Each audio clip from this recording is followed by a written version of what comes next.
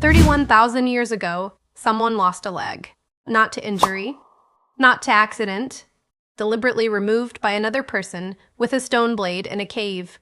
And somehow they survived. No anesthesia, no antibiotics, no understanding of infection, blood loss, or nerves. And yet the bone tells us this wasn't a failed attempt.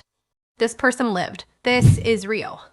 It's the oldest known successful surgery ever discovered, found in a cave on the island of Borneo, and it rewrote what scientists thought Stone Age humans were capable of. But there's a stranger question hiding inside this discovery, one modern medicine still hasn't fully solved.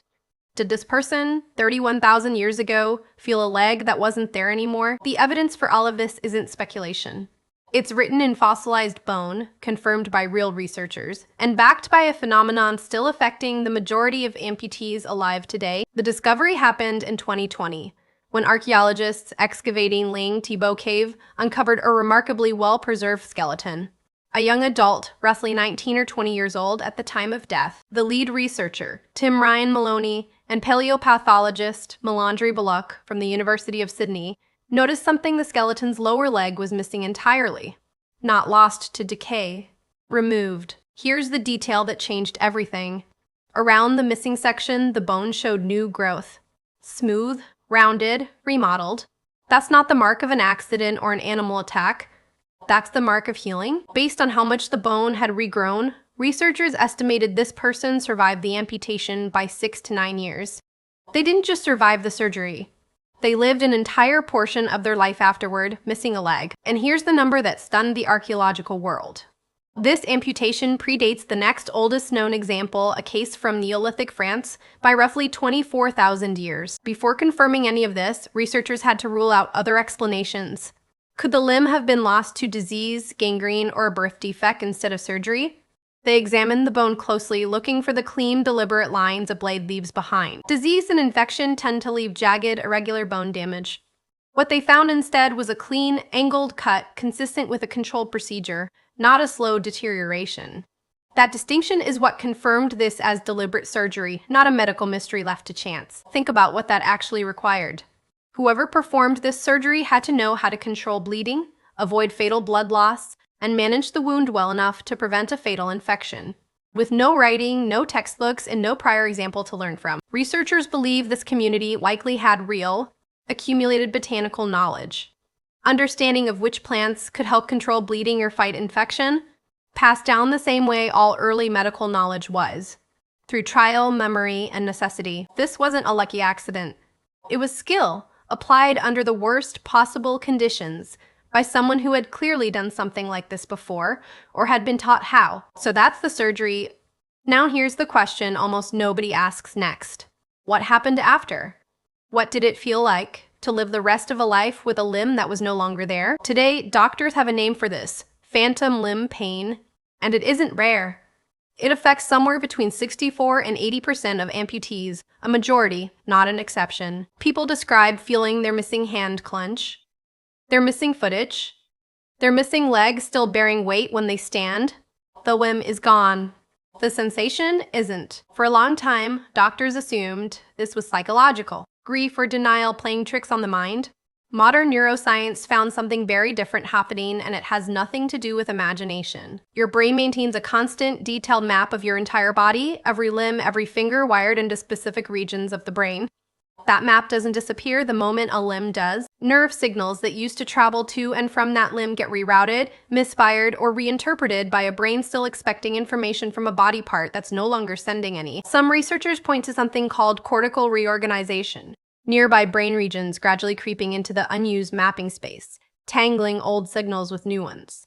Others point to memory itself, motor patterns so deeply practiced they persist without the limb that once performed them. The honest answer is that researchers still don't fully agree on the exact mechanism.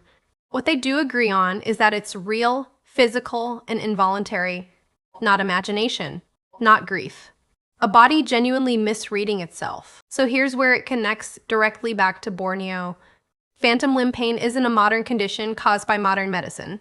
It's a basic property of how the human nervous system works, the same nervous system every human has had for hundreds of thousands of years. There's no reason to think the nervous system worked any differently 31,000 years ago. which means, statistically, it's likely that person in Borneo felt exactly what a majority of amputees feel today. A sensation in a leg that had been gone for years, with absolutely no framework, no word, no doctor, no explanation available anywhere on Earth for what they were feeling. It's worth being honest here because we can't know this with total certainty. We have no written account, no way to ask that person directly. This is an inference, built on real neuroscience, not a proven fact about one specific individual, but the biology behind the inference is solid. Phantom limb sensations show up across cultures, across centuries, across every population studied. It isn't a byproduct of modern life. It's a byproduct of having a human nervous system at all. Some of the earliest written descriptions of the phenomenon come from military surgeons, centuries later, treating soldiers who'd lost limbs in battle and swore they could still feel them.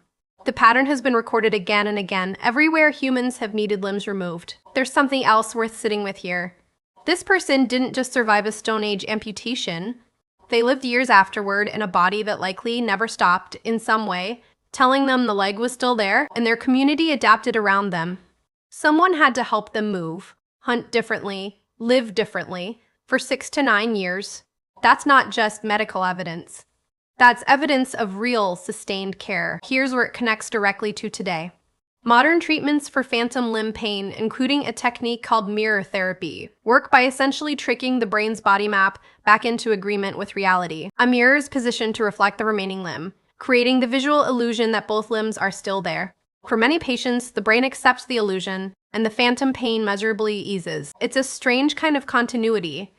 A Stone Age surgeon managed a wound with glance and skill. A modern doctor manages a wound the surgery left behind, tens of thousands of years later, using nothing more than a mirror and an understanding of how the brain lies to itself. So go back to that cave in Borneo. A leg removed with a stone blade, a wound that somehow didn't kill, years of a life lived afterward on a body that may never have stopped, in some quiet way, insisting the leg was still there. That's not a footnote in a science textbook. That's a real person, in a real place, living with a real, unexplainable sensation.